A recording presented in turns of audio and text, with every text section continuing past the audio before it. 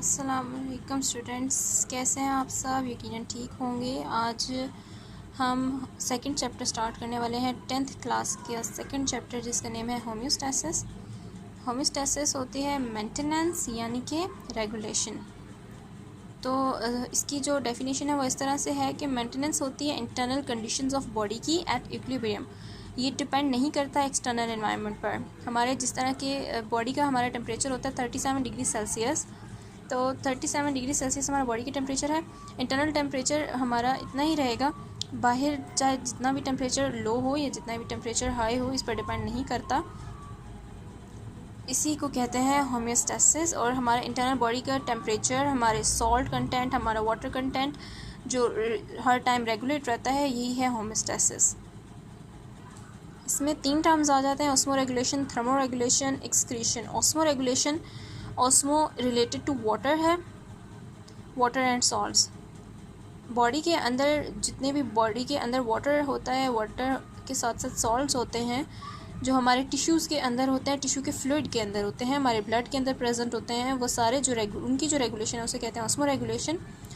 और ये inside the sales control की जाती है by the process of diffusion and osmosis. ये प्रोसेस होते हैं जो किसी भी चीज़ की मूवमेंट को कहते हैं from higher concentration to lower concentration, जो कि सेल्स के फंक्शन के लिए बहुत ज़्यादा इंपॉर्टेंट होता है। नेक्स्ट आ जाता है थर्मो रेगुलेशन। थर्मो निकला है थर्म से, और थर्म होता है हीट यानी टेम्परेचर। तो थर्मो रेगुलेशन यानी बॉडी का इंटरनल टेम्परेचर की जो रेगुलेशन है, उसकी जो मेंटेनेंस है, उसे कहते हैं थर्मो रेगुलेशन। इससे सबसे ज़्यादा फ़ायदा होता है एंजाइम्स को, और एंजाइम्स से ही रिलेटेड हमारे सारी बॉडी के फंक्शंस होते हैं। तो अगर ये रेगुलेट रहेगा 37 डिग्री सेल्सियस पर रहेगा despite changes in external environment, ठीक है। अगर ये नॉर्मल रहेगा तो मेंटेन्ड रहेगा, तो इससे हमारी बॉडी के एंजाइम्स वर्क करेंगे बेस्ट, और इसके साथ साथ हमारी बॉडी के अंदर जो जितने भी फंक्शंस हो रहे हैं वो सब अच्छे से होंगे, इसमें कोई प्रॉब्लम नहीं आएगी। नेक्स्ट टॉपिक है, नेक्स्ट इसका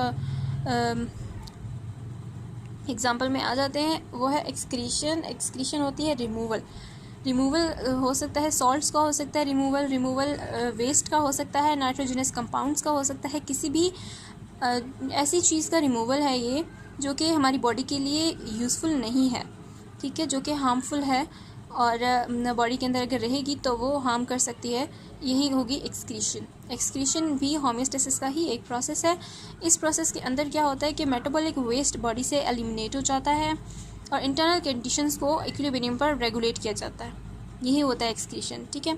नेक्स्ट आ जाता है होम्योस्टैसिस इन प्लांट्स। प्लांट्स कैसे होम्योस्टैसिस करते हैं? वो करते हैं अब प्लांट्स के अंदर जितनी भी चीज़, जो भी चीज़ होगी एक्स्ट्रा अमाउंट में जो होगी, उसको उसने रिमूव करना है। तो उसको रिमूव करने के लिए अब एक्स्ट्रा चीज़ें क्या क्या हो सकती है? कार्बन डाइऑक्साइड, ऑक्सीजन, वाटर और कैल्शियम ऑक्सलेट सॉल्ट्स हो सकते हैं, मेटाबॉलिक वेस्ट हो सकते हैं। तो अब इसमें क्या होगा कि सबसे पहले हम देखेंगे कार्बन डाइऑक्साइड और ऑक्सीजन जो एक्स्ट्रा अमाउंट में आ जाते हैं उसको कैसे रिमूव करते हैं। प्लांट्स की 2 तरह की कंडीशन आती हैं, एक डे टाइम की कंडीशन होती है और एक नाइट टाइम की कंडीशन होती है। डे टाइम में जैसे कि आप देख सकते हैं कि कार्बन डाइऑक्साइड प्रोड्यूस होती है during cellular respiration. Cellular respiration मतलब जो सेल्स रेस्पायर करते हैं, जिस तरह के हमारी बॉडी है, हमारे सेल्स हैं, प्लांट्स के सेल्स हैं, रेस्पायर करते हैं, उनकी जो रेस्पिरेशन होती है वो है सेलुलर रेस्पिरेशन। सेलुलर रेस्पिरेशन के थ्रू कार्बन डाइऑक्साइड प्रोड्यूस होती है और यूटिलाइज हो जाती है वही कार्बन डाइऑक्साइड ड्यूरिंग फोटोसिंथेसिस, और फिर जो है वो वेस्ट प्रोडक्ट नहीं रहती क्योंकि वो यूज़ हो चुकी होती है।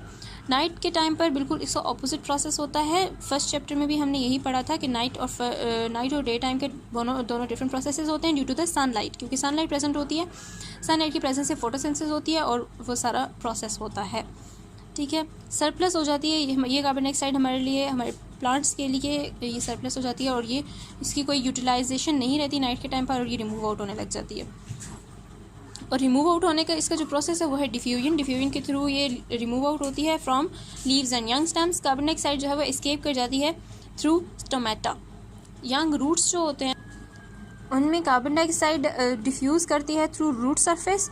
जो रूट हेयर्स होते हैं, जो कि छोटे छोटे बाल नुमा होते हैं, रूट्स के बिल्कुल साथ लगे हुए होते हैं, वो होते हैं रूट हेयर्स, और वहाँ से डिफ्यूज़ हो जाते हैं कार्बन डाइऑक्साइड। उसके बाद है ऑक्सीजन। अगर ऑक्सीजन एक्स्ट्रा अमाउंट में प्रेजेंट है प्लांट के अंदर तो वो कहाँ से रिमूव आउट होगा? सेल्स होते हैं एक मीजोफिल सेल्स जिनका नाम है, जो कि प्लांट के अंदर प्रेजेंट होते हैं, हैवी अमाउंट में प्रेजेंट होते हैं, मीजोफिल सेल्स होते हैं। ये डे टाइम के अंदर क्या करते हैं कि as a by product oxygen को रिलीज़ करते हैं। किसका बाय प्रोडक्ट? फोटोसिंथेसिस का by product. Photosynthesis day time में हो रही होती है ड्यू टू सनलाइट, और इसका जो बाय प्रोडक्ट है वो ऑक्सीजन होता है, जो कि ऑक्सीजन रिमूव कर देते हैं, और प्लांट्स ऑक्सीजन रिमूव कर देते हैं डे टाइम में, और वही ऑक्सीजन हम रिस्पायर करते हैं तो हम यूटिलाइज़ करते हैं, सेलुलर रिस्पिरेशन में यूज़ करते हैं। एनिमल्स भी यही काम करते हैं, ह्यूमंस भी यही काम करते हैं। Mesophyll cells extra amount of oxygen को रिमूव कर देते हैं थ्रू स्टोमेटा। नेक्स्ट टॉपिक है रिमूवल ऑफ एक्स्ट्रा वाटर। अब वाटर किस तरह से रिमूव होता है? वाटर का जो मेन प्रोसेस है रिमूवल का वो है ट्रांसपायरेशन। जिस तरह के इंसानों को पसीना आता है, हमें पसीना आता है, तो वही इसी तरह से प्लांट्स का भी जो रिमूवल का प्रोसेस होता है वो है ट्रांसपायरेशन। इसका जो दूसरा नाम है वो है गटेशन। गटेशन और ड्यू दोनों डिफरेंट प्रोसेसेस हैं। गटेशन जो प्लांट के बॉडी के अंदर से निकल रहा होता है वाटर कंटेंट, वो होता है गटेशन, ठीक है। और ड्यू जो होता है वो बिल्कुल डिफरेंट है, जो कि एटमॉस्फेयर से प्लांट सरफेस के ऊपर कंडेंस हुआ होता है, वो होता है ड्यू। नाइट टाइम पर ट्रांसपिरेशन का प्रोसेस बिल्कुल नहीं होता बिकॉज फोटोसिंथेसिस नहीं हो रहे होते, और इतना जितना भी जो वाटर है वो कहाँ से निकलता है? जाइलम में। कैल्शियम ऑक्सलेट सॉल्ट्स है नेक्स्ट हमारा टॉपिक है। अदर मेटाबॉलिक वेस्ट कैसे रिमूव होते हैं? ये रिमूव होते हैं थ्रू ये पहले जो है वो प्लांट बॉडी के अंदर इनसॉल्युबल मटेरियल के तौर पर डिपॉजिट करने शुरू हो जाते हैं। ये प्लांट समझता है कि इसके लिए हार्मलेस है, लेकिन ये हार्मलेस नहीं होता। ये कैल्शियम ऑक्सलेट सॉल्ट्स होते हैं, मैग्नीशियम ऑक्सलेट सॉल्ट्स होते हैं।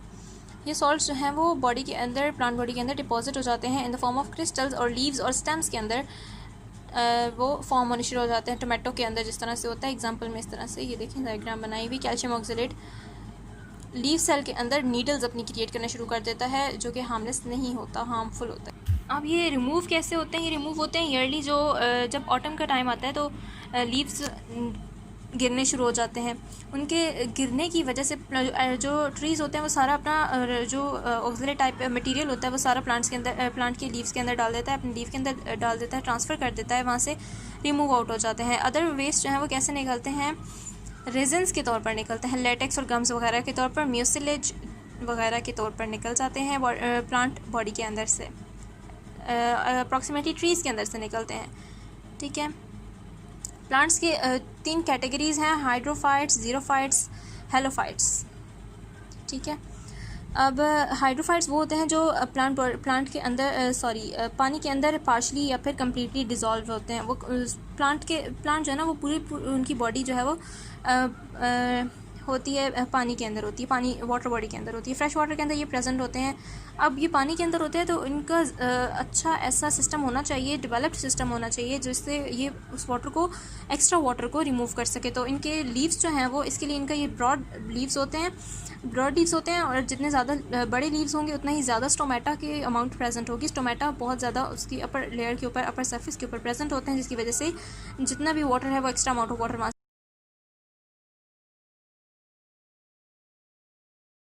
से रिलीज़ हो जाता है। इसकी बेस्ट एग्जांपल है वाटर लिली।